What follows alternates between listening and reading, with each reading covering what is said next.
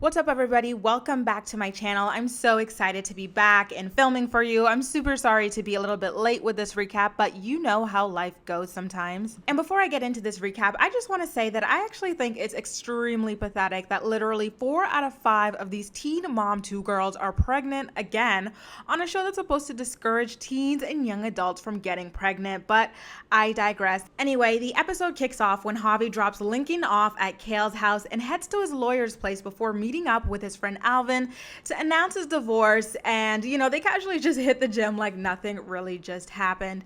And then next up, Leah rounds up her kids early in the morning before getting ready for her 3rd attempt at college. Addie, who's like 3-4 years old, can't find her toothbrush, so Leah, being in a really big hurry, has her gargle mouthwash instead. And I was just sitting there like, isn't that, I don't know, heavily frowned upon, maybe dangerous perhaps? Meanwhile, in South Dakota, Chelsea tells her friend Chelsea Grace about Adam always being too quote-unquote sick to see his daughter Aubrey and rumors of him doing drugs. It's Christmas in July for us as viewers, as Jenelle and David are setting up a Christmas tree and complaining about how their current home has mold. Kaiser breaks something and David just kind of leads him away and literally lets him drop without helping him up or comforting him, and instead demands that a pregnant Jenelle carries him away even though she's not supposed to be lifting that heavy. You guys, did David get more backwoods since the last time we saw him? Because I literally could not understand anything he was saying this entire episode. Next up, Javi heads to LA for an after show and introduces us to Briana backstage in the green room. Her sister Brittany shows off her botched ass job, and I just about dropped looking at that atrocious lump that she's carrying behind her. Briana tells Javi that she's nervous about joining but excited at the same time, and then tells him about her baby daddy and accidental pregnancy. She claims that her baby daddy is excited and won't let her do it alone, but we shall see. Now that we've met Briana, we're then taken to Florida with her, Nova, and her baby daddy Lewis, and I am absolutely living for Nova's hair. I'm so excited to have some much needed diversity on the show. The two of them sit down and talk about how they didn't expect a pregnancy to happen after raw dogging it off of birth control as they watch Briana's initial surprise pregnancy ride her bike. Apparently, Briana was knocked up in less than a month, which is actually really nasty from a health perspective. She should thank her lucky stars that all she got was pregnant, if you know what I mean. Lewis claims to be 100% ready for the child, and Briana tells him that she's scared he's gonna bounce like her first baby daddy, Devon. Chelsea and Chelsea Grace head to a party shop to prepare for her diaper keg party where people exchange diapers for beer. I don't know what happened with Chelsea Grace, but she literally glowed the hell up overnight because she was smoking in the scene. Now back in Jenelle and David's world, the two of them have some of his friends over to help them move into a new rental because of their current home's massive mold problem.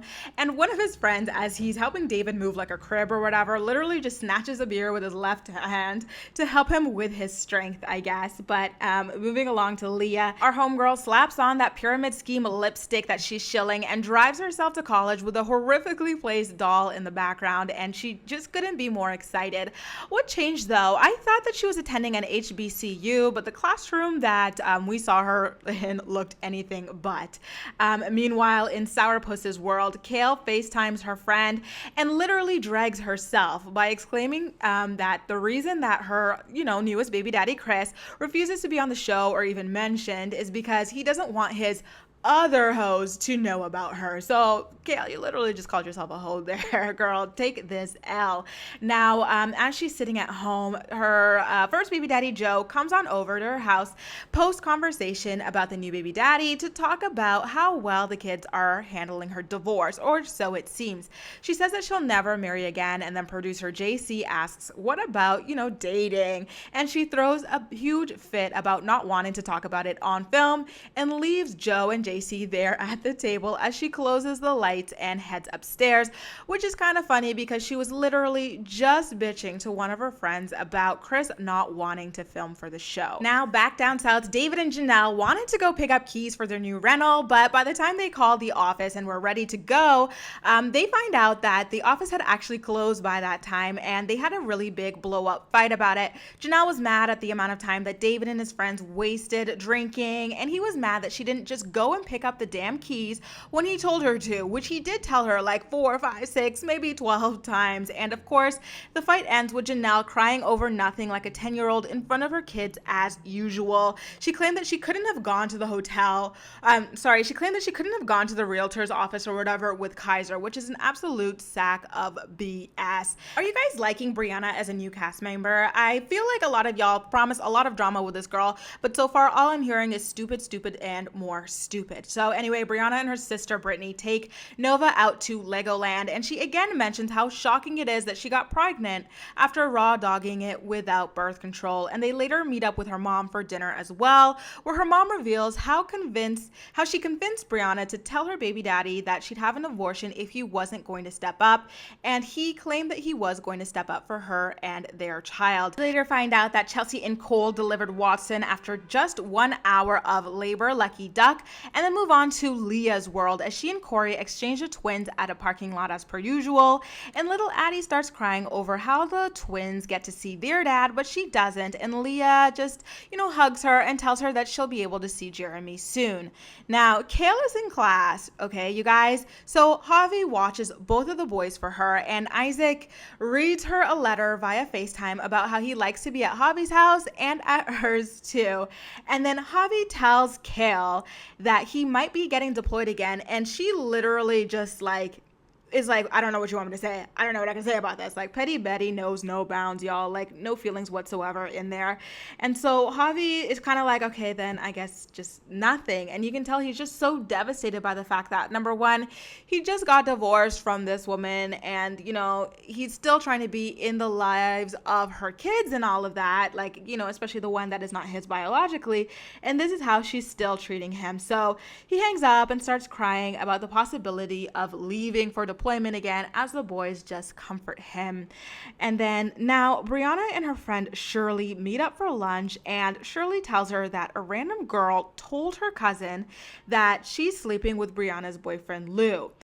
Briana says she doesn't want to overthink it in case it's not true, but she's pretty devastated because she is pregnant nonetheless. So they creep the girl's Instagram to see whether or not her boyfriend has been liking her photos, which he had. And then Briana texts the girl asking when the last time that they hooked up was. And the girl doesn't really answer that. She instead requests that they talk on the phone before we switch on over to Jenelle. So Janelle's son, Kaiser, just keeps throwing tantrums as per usual. And I don't think that I've ever called a child annoying in one of my blogs before, but y'all, Kaiser was working on my nerves this entire freaking episode. He just would not stop.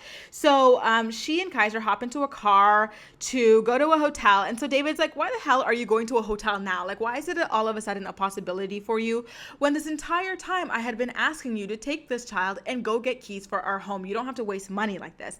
And Janelle's like, it's so we can get away from each other. And so as she and Kaiser drive off, they pull up into the hotel parking lot. And so she talks about how she texted David saying that he reminded her of her ex for the first time and that she was crying super bad, which she always does. She's so freaking dramatic about crying. And David's shady ass told this heifer, go back to your ex then. And as she's explaining that, her son Kaiser starts crying again, probably because he is trapped between a door and a box like 5 times his size, but I digress. And Jenelle literally rolls her eyes, looks absolutely livid, curses up a storm in front of this child, and gets out of the car instead of, seeing what's wrong with him or trying to comfort or soothe him. Like, I mean, it's dark out there too. Who knows what this child was crying about? She is absolutely disgusting as a quote unquote mother. Anyway, she steps outside of the car after slamming the door behind her, and then she complains that David spends all of her money and has friends, but she doesn't have any friends and not even family, and that he never really buys her anything, which is kind of funny because on social media she acts like this guy buys her like all the flowers in the world and everything she wants. And it's just really weird how her social media life is always consistently different than what we see be on Teen Mom 2. But anyway, you guys, this is where the episode ends. And as usual, I'm more excited to hear what you have to say about everything. Do you think that Briana is a good addition to the cast of Teen Mom 2? Let me know in the comment section down below, and anything else you loved or noticed about this episode as well. As usual, you can always like this video, comment, subscribe for more. Feel free to share it with your friends as well, and definitely follow me across social media as well for things about, Teen Mom news, in addition to where I go when I vanish from this channel. I know that I explained it to my Twitter fam, which I absolutely have to thank you guys for all the love and support that you've shown me throughout this kind of like really transitional period in my life. But again, that wraps up this video, and I'm so excited to continue recapping Teen Mom 2 and more with you guys. Take care, and I'll see you really soon.